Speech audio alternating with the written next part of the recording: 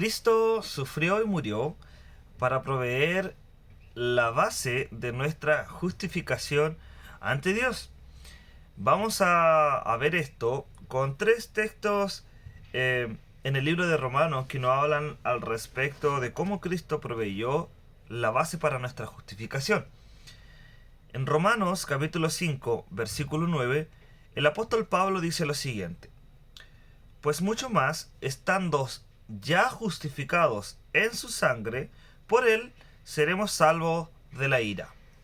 En Romanos 5:24 dice lo siguiente: siendo justificados gratuitamente por su gracia, mediante la redención que es en Cristo Jesús. Romanos 3:28. Concluimos pues que el hombre es justificado por fe, sin las obras de la ley. Y el ser justificados ante Dios y el poder ser perdonados por Dios no es lo mismo. El ser justificado ante un tribunal no es lo mismo que ser perdonado. Ser perdonado nos señala que hemos sido culpables de algo y que ese acto o delito ya no se va a considerar. Por lo tanto, mi demanda es justa y tengo que ser vindicado. El juez simplemente ha dicho: soy inocente. La justificación es un acto legal y significa declarar que alguien es justo. Y es un veredicto la cual no hace justa a una persona, sino que lo declara justo. Y se basa, en que alguien realmente es justo. Y podemos ver esto con mayor claridad cuando la Biblia dice que en respuesta a las enseñanzas de Jesús, el pueblo justificó a Dios, reconociendo que aquel camino era correcto. En Lucas 7:29 usted puede leer aquello. Y dice que ellos justificaron a Dios en el sentido de que ellos confirmaron que el camino de Dios era lo correcto y era lo que nosotros debíamos seguir.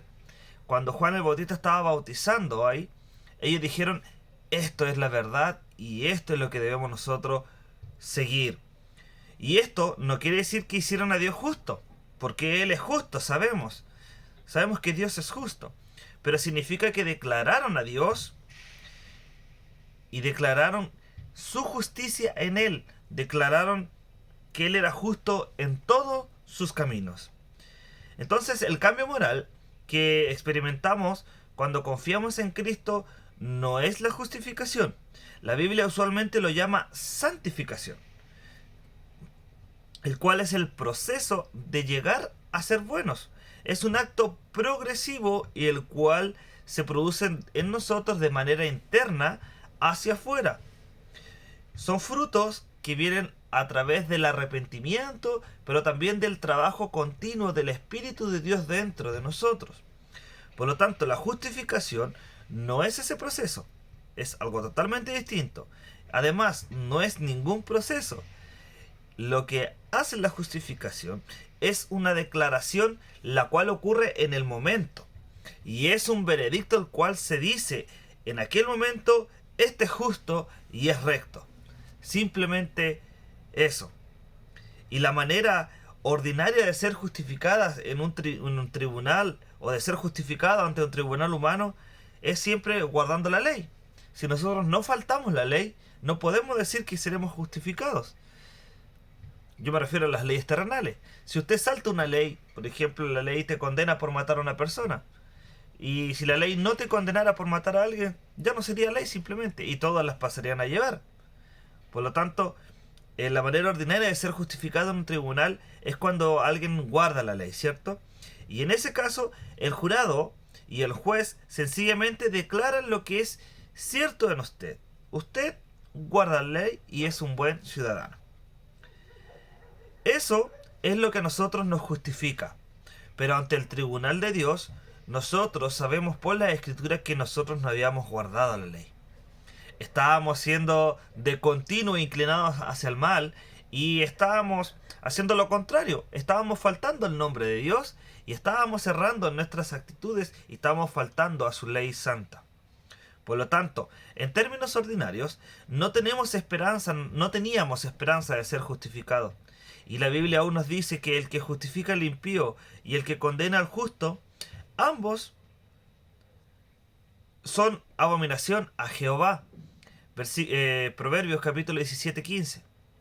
Y aún más sorprendentemente, a causa de Cristo también dice que Dios justifica al impío. Pero justifica a aquel impío el cual confía en su gracia. Por ejemplo, en Romanos 4:5 dice lo siguiente: mas al que no obra, sino cree en aquel que justifica al impío, su fe le es contada por justicia. Dios hace lo que parece abominable.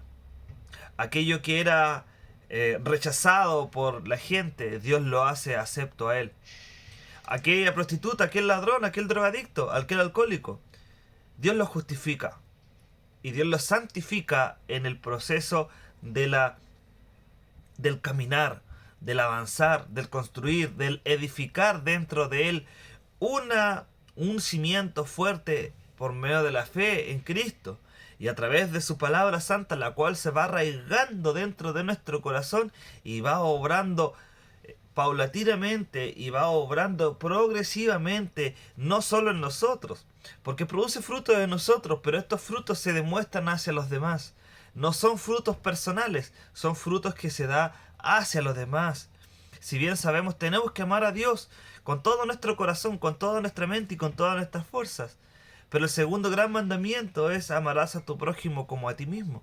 Por lo tanto, todo fruto que haya en ti, toda obra que se produzca en ti, debe ser manifestado siempre hacia los demás.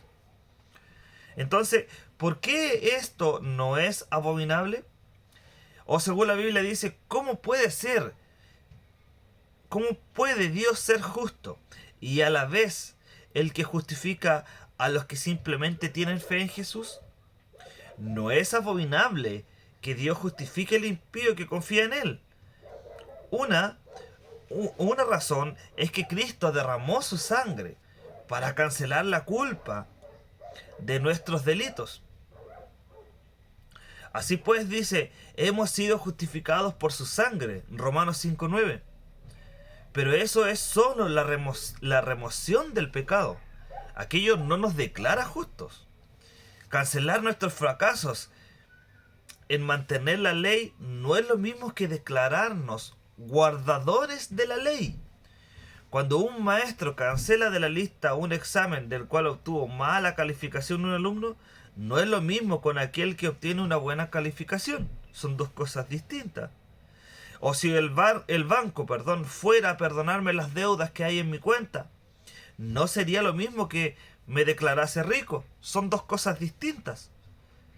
Así también cancelar nuestros pecados no es lo mismo declararnos justos que cancelar nuestros pecados. La cancelación debe ocurrir juntamente con la justificación. Y esto es esencialmente la justificación. Es imputado sobre nosotros la justicia de Cristo. No es nuestra justicia. No es lo que nosotros hagamos. No es lo que nosotros podamos producir. No es lo que nosotros podamos dar para Dios. Todo lo que nosotros hacemos bien es Dios obrando en nosotros. Nuestro corazón jamás va a querer honrar a Dios, a menos que esté humillado delante de la presencia de Dios y esté en completa obediencia y sumisión a su palabra. Por eso debemos guardar su palabra.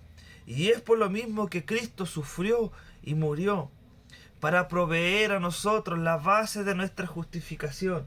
¿Y cuál es la base de nuestra justificación? Su muerte y su sacrificio. Esa es nuestra base para la justificación. No en nuestras obras o en nuestro empeño de querer mostrarnos justos delante de la gente. Es la obra de Cristo. La única obra, como dijo alguien por ahí, que nosotros hemos aportado a la obra de la redención es nuestro pecado. No hay nada más que hayamos aportado a la obra de Cristo en la cruz. Él fue voluntariamente, Él fue por amor, Él fue por obediencia, Él fue para salvarte. Y hoy te dice que Cristo fue para proveer la base para tu redención y para tu justificación. Su justicia es tu justicia. Su santidad ahora es tu santidad. Tu salvación es gracias a lo que Él hizo y no lo que tú has hecho. Que el Señor te bendiga.